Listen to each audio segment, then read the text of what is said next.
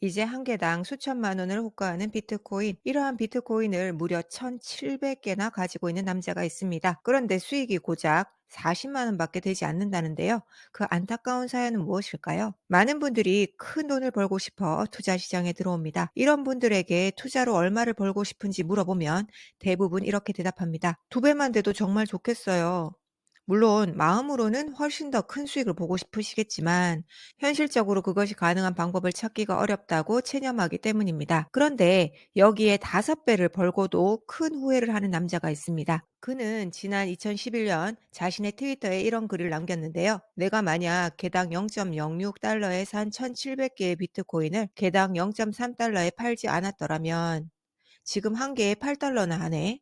그렇습니다. 지금 계산해 보면 100원도 안 되는 말도 안 되는 가격의 비트코인을 샀으면서도 5배가 올랐으니 많이 먹었다며 이 남자는 홀랑 팔아버린 겁니다. 그 당시 환율 기준으로 하면 1,700개를 사도 10만 원밖에 안 하는 겁니다. 그리고 이게 50만 원 되었다고 팔아버린 것이고요. 만약 최근 많이 폭락한 지금까지 비트코인을 갖고 있었다고 해도 거의 70만 배의 수익률입니다. 10여 년 만에 10만 원이 700억 원이 될 수 있었다는 거죠. 정말 제가 다 속이 쓰리네요. 이에 2011년 이 트윗은 비트코인을 좋아하든 좋아하지 않든 상관없이 돈에 관심 있는 많은 사람들에게 그야말로 전설이 되고 있습니다. 그리고 이 트윗은 세계 최대 NFT 거래소인 오픈시에서 NFT로 판매가 되고 있는데요. 참고로 디지털 작품뿐만 아니라 이러한 트위터 캡처 화면도 대체 불가능 토큰이 될 수 있습니다. 이 남자가 발행한 총 4개의 NFT 중에 3개의 NFT가 실제로 판매가 되었고 최근 판매된 가격은 0.1 이더리움, 즉 현재 시세 기준으로 25만 원 정도입니다. 참고로 이 남자는 NFT에 로열티를 설정해 놓았기 때문에 이 NFT를 구매한 사람이 다른 사람에게 판매하고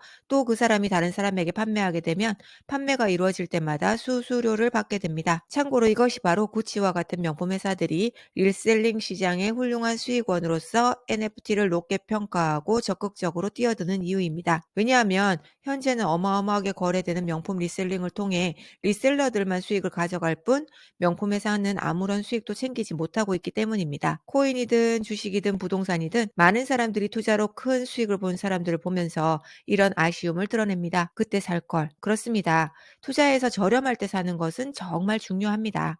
그러나 투자해서 저렴할 때 샀다고 해서 누구나 다 큰 수익을 본다는 근거는 어디에도 없습니다. 왜냐하면 저렴한 가격에 사는 것만큼이나 중요한 것이 바로 기다림이기 때문입니다. 이게 말로는 별거 아닌 것 같지만 행동으로 옮길 수 있는 사람이 몇 없을 만큼 매우 중요한 포인트입니다. 실제로 제가 아는 분들 중에 이더리움이라는 코인을 지난 2018년 비슷한 시기에 개당 10만 원에 100개를 사신 두 분이 있습니다. 그런데 한 분은 몇 년간 지지부진한 가격을 보면서 계속 힘들어 하시다가 지난 2020년 이더리움이 40만 원을 넘어가자 4배라도 어디냐며 홀랑 팔아버리셨습니다. 그러나 또 다른 한 분은 그냥 없는 셈 친다며 계속 기다리시다가 지난 2021년 이더리움이 600만 원을 넘어가면서 60배라는 엄청난 수익을 맛보셨습니다. 똑같은 시기에 똑같은 1,000만 원을 투자했으나 한 사람은 3천만 원 수익만 얻는 반면 또 다른 한 사람은 5억 9천만 원이라는 엄청난 수익을 만나게 된 것입니다. 그것도 불과 1년만 더 기다렸을 뿐인데 말입니다. 주식에서는 유명한 말이 있습니다. 사는 것은 기술이요, 파는 것은 예술이다.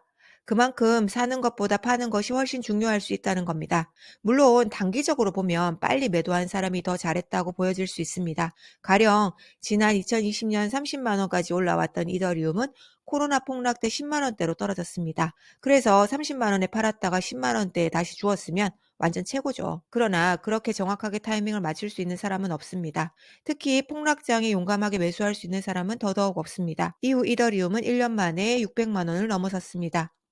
최근 크게 폭락했음에도 200만 원대를 유지하고 있고요.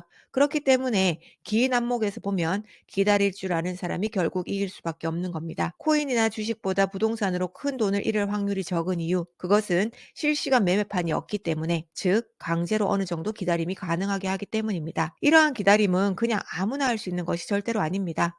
내가 관심 있는 투자에 관한 치열한 정보 수집을 바탕으로 한 공부, 이를 통한 엄청난 확신이 있어야만 가능한 일입니다. 또한 똑같은 시간을 기다린다고 할 때 이미 오랜 시간 발전해온 주식, 부동산은 암호화폐 시장의 수익률을 절대 이길 수 없습니다. 암호화폐 시장은 아직도 많은 사람들이 그 가치를 이해하지 못하는 극초기 시장이니까요. 특히 자본금이 많지 않은 분들이라면, 특별히 대단한 능력이 없는 분들이라면 17살도 백만 장자로 만들어주는 초기 시장에 집중해 보시기 바랍니다.